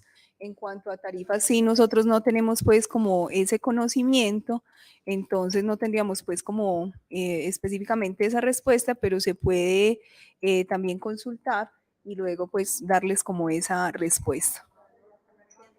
Como todavía, como decía Marta, no lo están haciendo aún los laboratorios privados, pues no tendríamos esa posibilidad aún. Ok.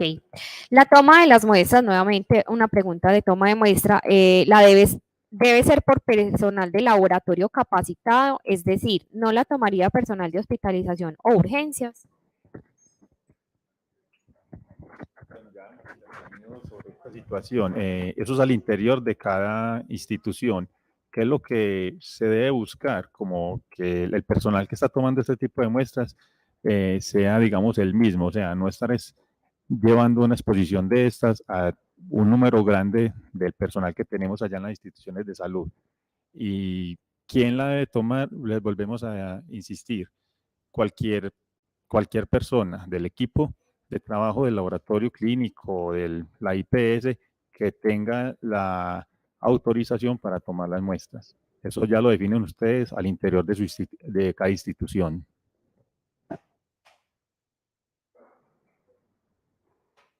Ok, la otra pregunta es,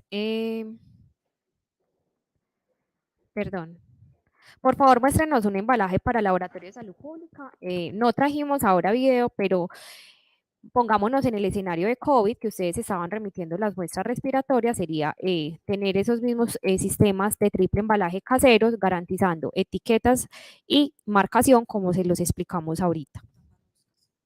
Sí, que cumplan con las especificaciones de ese embalaje secundario taparrosca y el contenedor terciario, pues la neverita.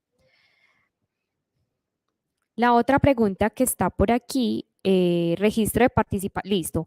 Recuerden que en el chat está el listado de asistencia y está una evaluación para que por favor diligencien estos links y asimismo tendríamos toda la información para enviar la presentación. De todas maneras, recordemos que como es streaming, queda cargado en la página de la seccional, en la pestaña que dice streaming, allí pueden acceder a este video.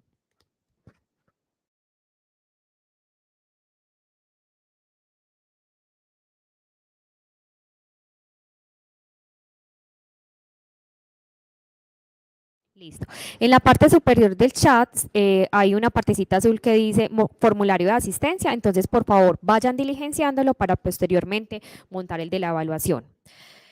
La otra pregunta es, antes de realizar el envío al Laboratorio Departamental de Salud Pública, ¿se debe informar a este? Bueno, acá es importante que Viviana les explique cuál es el proceso que estamos realizando actualmente, porque por parte de epidemiología hacemos un filtro de esa clasificación inicial de los casos.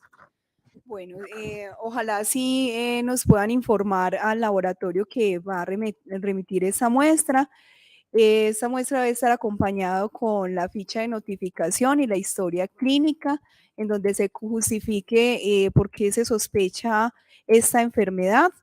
Es importante que hagan la notificación al Civigila y esa notificación es inmediata para que se activen las acciones pues, a nivel local. Hemos encontrado infortunadamente que nos llegan muestras al laboratorio y no tienen la notificación al Civigila y el municipio no se ha enterado para hacer sus acciones de investigación epidemiológica de campo. Entonces sí se hace necesario que hagan el proceso completo. No quiere decir, pues, porque no han hecho esto, no la envíen, no. A la vez se debe hacer todos estos pasitos, se debe diligenciar esa ficha, notificar al Civigila de manera inmediata ojalá puedan llamar a su ente local informando la situación para que se activen todas estas medidas.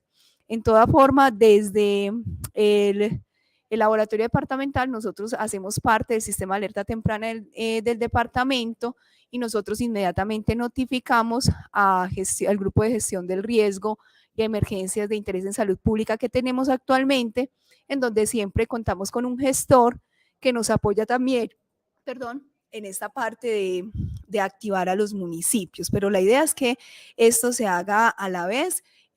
Como les decíamos ahorita, nosotros hemos tenido el envío de 15 muestras al laboratorio. Esas 15 muestras pues han tenido la oportunidad de su investigación epidemiológica de campo, pero la idea es que se haga de manera oportuna, que se haga durante esas 24 horas posterior a la detección de esa sospecha del caso y podamos configurar muy bien esa sospecha y posteriormente ese diagnóstico. Básicamente es como esa parte, resaltando siempre pues esa necesidad de articularnos, de comunicarnos para poder que la vigilancia en salud pública funcione y tenga un efecto en la salud de la población. Gracias, Vivi. La pregunta, ¿las muestras las procesan en el Laboratorio Departamental de Salud Pública o en el Instituto Nacional de Salud? Al momento las muestras siguen siendo procesadas en el Instituto Nacional de Salud. Ya nosotros, desde el equipo de virología, tuvimos la oportunidad de ir 2 personas a entrenarnos en este evento, en la realización de esta PCR, y apenas nosotros tengamos aquí unas adecuaciones internas, porque por la recomendación que nos dio el Instituto Nacional de Salud, las debemos realizar, estaremos ofreciendo la prueba para el departamento de Antioquia. ¿La prueba PCR tiene algún cobro o recobro? Recordemos que estamos en el escenario donde solo la está haciendo el Instituto Nacional de Salud y pues en estos momentos no se debería estar haciendo cobro por ella.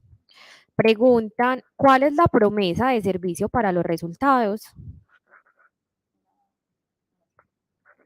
La oportunidad o tiempo de respuesta. En estos momentos el Instituto Nacional de Salud tiene una oportunidad de aproximadamente de 3 a 4 días hábiles. Siempre piden certificación en la toma de muestras de este tipo de eventos. ¿Esta capacitación será certificada?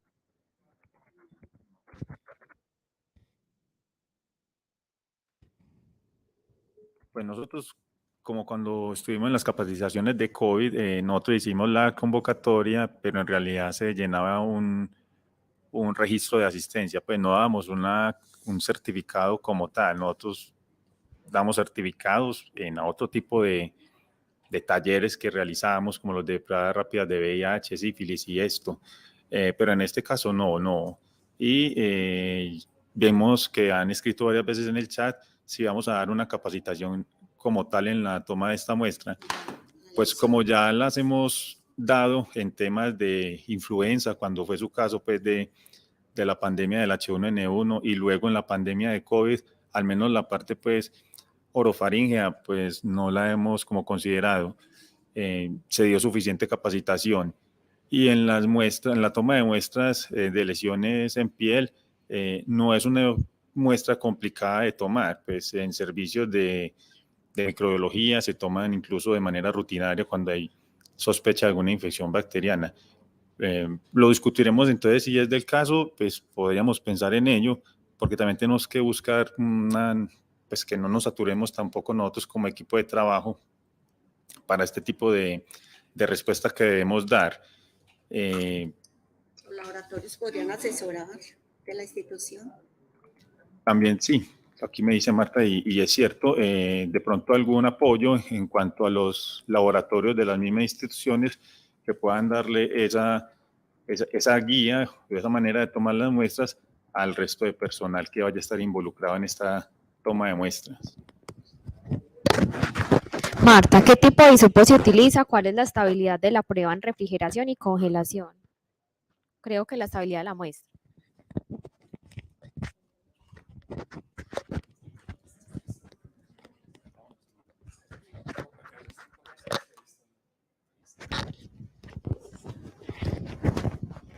Bueno, ahí en la presentación yo ahí queda pues en las memorias el tipo de hisopo que estamos utilizando. No se recomienda el hisopo de algodón, es de Acron, es un hisopo pues que es el que hemos manejado siempre en lo de la pandemia de COVID. Creo que en todas las instituciones tenemos. Y la otra pregunta es la estabilidad. A ver, la muestra la tenemos que refrigerar en un lapso máximo de 1 hora luego de tomada. Lo ideal es que para estos procedimientos de PCR, mientras la temperatura sea de menos 20 o menos 70, es ideal. ¿Por qué? Porque lo que tenemos que tratar de preservar es que ese material genético que vamos a utilizar en las pruebas de PCR esté intacto. Entonces, aquí es muy importante congelar la muestra, así estable, digamos, en refrigeración, pues la podemos dejar varios días, pero lo que se recomienda es que nosotros, si vamos a tener por lo menos 7 días en que no vamos a poder remitir la muestra, entonces debemos congelar y ojalá tengamos un ultracongelador, porque eso que nos garantiza que la muestra se va a conservar muchísimo mejor. O sea, mientras más baja la temperatura, mejor es.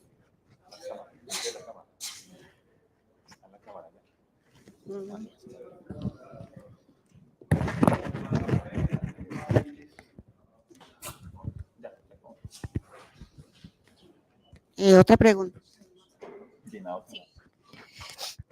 Preguntan si los elementos de protección personal se pueden descartar en doble bolsa roja.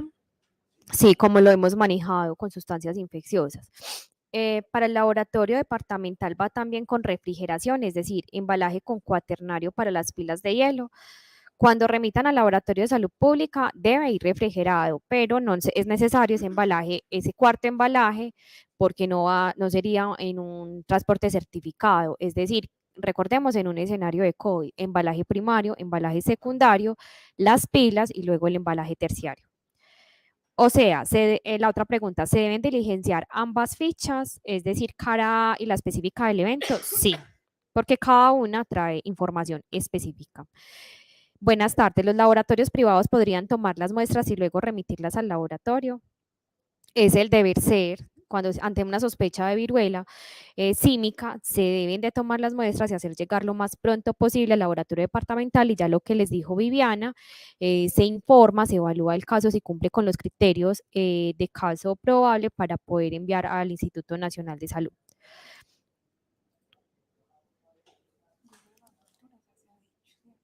Sí. El riesgo está en la toma de muestra más que en la realización de la PCR, porque está restringido al INS, a hacer las PCRs. Bueno, en este momento, uno es el protocolo in-house, que es una autorización que reciben los laboratorios nacionales y los laboratorios de salud pública ante un evento de interés en salud pública de importancia internacional. Lo otro es como haciendo referencia a la parte de bioseguridad. Gina, ¿cierto? En la pregunta. La pregunta es, el riesgo está en la toma de muestra más que en la realización de la PCR. ¿Por qué está restringido al INS hacer las PCRs? Bueno, como les dije, eso ahora porque en este momento no hay registros INVI, ¿no? Para este tipo de pruebas. Sabemos que hay una estuche comercial de una marca muy conocida que ya tiene diseñado esta PCR para una plataforma de PCR que utilizan en varios laboratorios, incluso aquí en Medellín, pero a esa prueba le falta el registro INVIMA. Entonces, esto es un evento pues que vamos paso a paso y ya es una cuestión de Casa Comercial, INVIMA e Instituto Nacional de Salud. No es que se esté dando una restricción. La misma normatividad permite que laboratorios lo realicen, pero se deben cumplir unas recomendaciones y una norma, pues claro, a la que estamos ceñidos todos los que trabajamos en salud. Bueno, y claro, también lo se mencionaba ahorita y pues se hace énfasis. La biocontención, en realidad sí, hay mucho, es un evento que apenas estamos como conociendo bien cómo se va a comportar. Ellos, Instituto Nacional de Salud, recomiendan, no están metiendo a nadie en una camisa de fuerza, pero ¿qué están haciendo? Una recomendación importante, que es la biocontención, para que se garantice también una práctica segura en las instituciones de salud y que el personal de salud no se vea expuesto de una manera inadecuada a un agente biológico como estos. Ok. Esta muestra puede ser almacenada en el mismo ultracongelador destinado para muestras COVID. Sí, sí se puede almacenar en un ultracongelador de estos. Otra recomendación que da el instituto es tener como uno de los gabinetes o un entrepaño para realizar este almacenamiento, o sea, en uno de los gabinetes del ultracongelador, y manejar también un buen orden, o sea, guardar las muestras y tener un registro de las muestras que están guardando, por si hay que tener unos estudios posteriores y porque van a tener también una parte de vigilancia por genómica. Sí, acá hacen otra pregunta y es, cuando preguntaban sobre el CUPS, era más para la toma de la muestra y el precio, más no para la prueba. Hasta ahora no nos han dado información desde el instituto frente al código CUPS para la toma de la muestra, pero sí se hace necesario pues tener esa información. También quedamos con el compromiso de consultarlo, porque básicamente en eso es donde más se van a ver involucrados pues las IPS. Mi última pregunta, la oportunidad del resultado, ya la habían manifestado anteriormente, de 3 a 4 días hábiles. En estos momentos recordemos que lo está procesando el INS, mientras se hacen las adecuaciones en el Laboratorio de Salud Pública de Antioquia para poder ofertar la prueba a la red del departamento.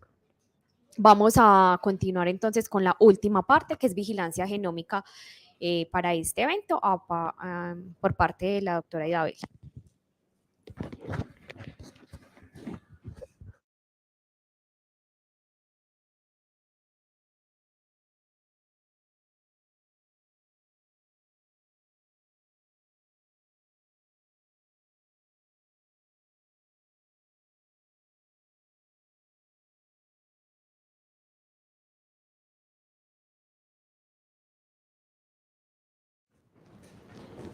Bueno, muchas gracias por estar acá con nosotros todavía. Realmente estamos muy contentos con la participación que ha tenido esta convocatoria.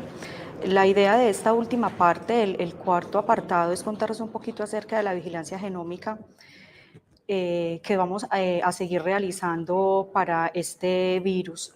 Recordemos que la vigilancia genómica ha tomado mucho auge y tuvo gran apertura a partir de la pandemia por SARS-CoV-2, y la idea entonces es poder identificar esos cambios, esas mutaciones que se presentan en el material genético de los microorganismos, ya sean virus, bacterias, y cómo esos cambios le confieren a los microorganismos unas características diferenciales, unas características frente a sus mecanismos de propagación, de infectividad, de patogenia, incluso de resistencia a los tratamientos. Entonces, desde este punto de vista, esta estrategia ha tomado gran fuerza, y la idea ahora con el virus de la viruela símica es poderlo reforzar y seguir participando, de tal manera que desde este enfoque podamos fortalecer la vigilancia epidemiológica y se puedan adoptar de manera acertada las decisiones en salud pública que permitan mitigar los impactos que este tipo de eventos puedan tener en la salud pública de las poblaciones. Desde el Laboratorio Departamental de Salud Pública de Antioquia venimos participando en vigilancia genómica desde el año 2021. Iniciamos pues con todo el tema de SARS-CoV-2. Hasta ahora somos el único laboratorio departamental de salud pública del país que estamos participando en la red de caracterización que conformó el Instituto Nacional de Salud desde el año 2021. Para este mes ya inicia el Laboratorio de Salud Pública del Valle, y sí nos ha acompañado desde sus inicios el Laboratorio Distrital de la ciudad de Bogotá. Como para contextualizar un poquito, hasta el momento se han procesado más de 20.000 muestras a nivel nacional, se han obtenido incluso muchas más muestras. En realidad se han obtenido más de 20.000 secuencias. Recordemos pues todo lo que significa a nivel técnico y operativo y de gasto bioinformático generar una secuencia completa. Y esto es realmente algo muy representativo, es un esfuerzo que se ha hecho a nivel nacional para tratar de hacer la caracterización de este microorganismo y de su circulación. Antioquia, desde el Laboratorio Departamental de Salud Pública, ha apoyado en más del 20% de la obtención de estas secuencias, y entre los laboratorios de la red departamental de vigilancia genómica hemos procesado cerca de 8.000 muestras. No se obtiene el mismo número de secuencias debido a factores importantes como es la conservación de la muestra. Por eso aquí quiero hacer un énfasis muy importante en el tema de conservación, de transporte y de bioseguridad que le contaban pues a ustedes, nuestros compañeros, puesto que para poder obtener una secuencia que tenga criterios de calidad, que se pueda publicar y que se pueda tener en cuenta en estos criterios de vigilancia genómica, debe tener un CT que se obtiene durante el procesamiento de la PCR menor a 25. Entonces, si nosotros no somos juiciosos desde la toma de la muestra, desde el embalaje, desde la conservación, como explicaba la doctora Marta Ospina, ojalá en un ultracongelador, resulta que ese material genético se nos va a degradar y no vamos a obtener pues una secuencia con características importantes en su calidad. El virus es un virus de DNA, lo mencionaban las muchachas al inicio, nuestros compañeros, que lo hace mucho más resistente. Sin embargo, pues si no tenemos un buen manejo de la muestra, ese material genético pues también se va a degradar. En cuanto al proceso de investigación que se viene fortaleciendo en el laboratorio departamental a través de la vigilancia genómica, importante es mencionarles que todos los laboratorios de la red, incluidos ustedes, los que nos mandan las muestras, pues hacemos parte de esta red. Ustedes nos remiten las muestras a nosotros. Yo creo que es una experiencia que hemos compartido ya entre todos. Cuando les escribo de pronto por el chat o por correo solicitando esas muestras para vigilancia, y a la vez los resultados obtenidos se comparten con la Red de Vigilancia Genómica Nacional para los estudios probabilísticos y rutinarios que se realizan. La idea ahora con este nuevo evento es que se siga realizando, que se empiece a realizar vigilancia genómica de este microorganismo a nivel departamental. Como les contaba a nuestros compañeros, por el tema de biocontención y de bioseguridad, pues nosotros como laboratorio departamental también tenemos que hacer unos ajustes en nuestro sistema operativo. Por esta razón, en este momento todavía no estamos procesando las PCRs diagnósticas y pues apenas estamos iniciando el proceso de estandarización del montaje de las secuencias para poder hacer la vigilancia genómica. Entonces, desde ya es una invitación para ustedes, para que nos apoyen. Para nosotros la red de laboratorio es fundamental para que esas muestras tengan unos criterios de calidad que nos permitan realizar esta vigilancia. Recordemos que es bien importante porque esta vigilancia nos permite identificar cómo se van dando los diferentes linajes conferidos o dados a partir de las mutaciones pues, en el material genético de estos microorganismos. En el caso de la viruela símica, de manera particular, se viene secuenciando desde antes incluso del 2010. Encontramos en la literatura reporte de secuencias de los dos clados fundamentales que se están investigando en este momento, que es el clado de África Central, también llamado clado del Congo, y el clado de África Occidental. Estos dos clados, digamos que de alguna manera estuvieron durante mucho tiempo presentando casos casi de manera exclusiva en África, y vemos entonces en este gráfico cómo a partir del 2018, incluso antes, empiezan a identificar algunos casos por fuera de África. Desde el 2010 aproximadamente hasta el 2022 se han reportado mutaciones en el DNA del virus de la viruela símica, y al día de hoy se tienen reportadas más de 40 mutaciones, lo que ha dado origen a las diferentes variantes. Como les decía al inicio, estas variantes tienen o confieren a los microorganismos características diferenciales en cuanto a la transmisibilidad y la patogenia. De ahí la importancia de poderlos monitorear y de poderlos identificar. Como vemos acá en la gráfica, en este momento los brotes que hay a nivel mundial se le han atribuido a la variante B1, que es la variante que en este momento está circulando prácticamente en todo el mundo y que es la responsable de la gran mayoría de casos. También importante mencionar que a través de la vigilancia genómica podemos hacer ese rastreo de dónde, en qué momento y cuáles fueron las variantes que identificaron uno o determinado brote. Aquí por lo menos podemos identificar cómo se han hecho secuencias de este genoma viral y cómo los últimos genomas identificados, pues entonces están en Sudamérica. Aquí tenemos un gráfico donde solamente aparece reportado Ecuador, falta que se actualicen las secuencias obtenidas por el Instituto Nacional de Salud en Colombia. Y es bien importante entonces mencionar cómo la vigilancia genómica nos permite pues hacer estas actividades. Bien importante mencionar, como les decía al inicio, que esto es una actividad y un compromiso de todos, como lo compartían nuestros compañeros al inicio, desde la toma de la muestra, desde la bioseguridad, desde mandar las muestras bien marcadas, desde mandar unas muestras con la ficha epidemiológica correctamente diligenciada, con los datos completos. Recordemos todos los aprendizajes que nos dejó la pandemia por COVID-19 y de qué manera todo esto lo podemos incorporar a esta nueva vigilancia de este evento.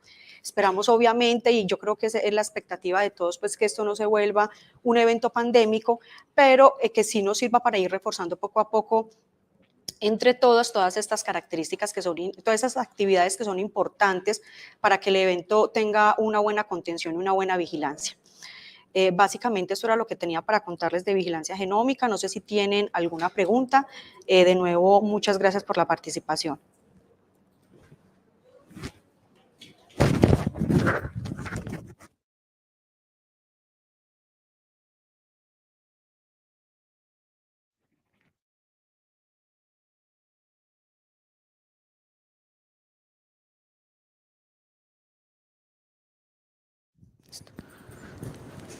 Hola, muy buenas tardes. En nombre de nuestro señor gobernador, el doctor Aníbal, la doctora Ligia Amparo, secretaria de Salud encargada, y pues de mi parte, Natalia Montoya, subsecretaria de Salud Pública, les damos el agradecimiento a todos los laboratorios y aseguradores que se encuentren conectados el día de hoy, pues en esta actividad importante, otro reto más que nos impone la salud pública.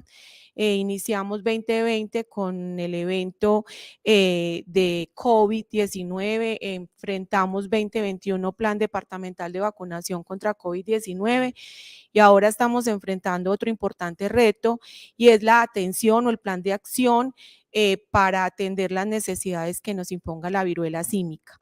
Entonces, dentro de los componentes importantes está el de la vigilancia de este importante evento y el componente que hoy nos atañe es la vigilancia y el diagnóstico por laboratorio. Entonces, doy el agradecimiento en nombre del equipo de salud pública, doy el agradecimiento al equipo de laboratorio departamental, quienes hoy los estuvieron acompañando, dando los lineamientos más importantes emitidos por el Instituto Nacional de Salud para llevar a cabo una vigilancia y un diagnóstico efectivo que nos permita tener unas acciones de intervención en salud para poder pues evitar, que sería lo ideal, que ahora que estamos en la etapa de contención no lleguemos a una transmisión comunitaria o que en un caso contrario, que no sería pues el más deseado para el departamento y para el país, podamos hacer una buena intervención de estos casos.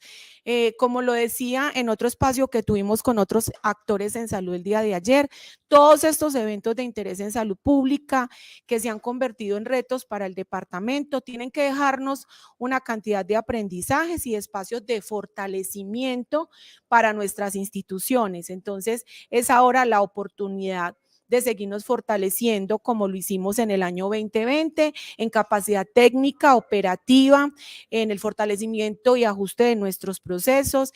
Acaban de escuchar a la profesional Idabeli que les hablaba de este importante avance que tuvo el departamento a finales de 2020 o más a principios de 2021 con el tema de secuenciación genómica, donde hemos podido identificar no solamente para COVID-19, sino para virología, para los procesos de tuberculosis y muchos otros procesos de laboratorio departamental, la identificación de otros virus que circulan en el ambiente y hemos podido avanzar en la planeación y en la destinación de recursos para intervenir los mismos. Entonces, es la posibilidad de fortalecernos, de avanzar en salud pública, es el momento de la salud pública, aunque hemos tenido momentos difíciles, pérdidas importantes, también hemos tenido momentos de fortalecimiento para la salud de nuestro departamento. Entonces, contamos con el compromiso de todos ustedes como laboratorios de nuestra red departamental